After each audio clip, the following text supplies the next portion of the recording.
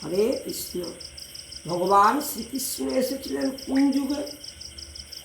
দ্বাপর যুগে। ভগবান শ্রীকৃষ্ণ দ্বাপর যুগে এসেছিলেন। কেন না, ব্রহ্মাদেবের ডাকে কংসের অত্যাচার আর সহ্য হচ্ছিল না। তখন স্বয়ং ব্রহ্মাদেব এবং দেবতারা ক্ষীরদ সমুদ্রের তীরে গিয়ে ভগবানের ধ্যান করেছিলেন। ভগবান সব দৈববাণী করলেন, আমি যাব, কোনো চিন্তা নেই। তাই দ্বাপর যুগে ভগবান কৃষ্ণ এসেছিলেন।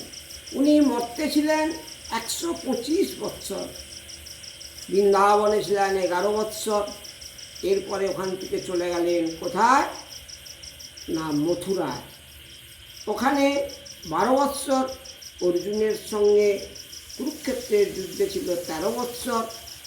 এরপর উনি দ্বারকা লীলা করলেন 89 বৎসর। হরে কৃষ্ণ, রাধে রাধে।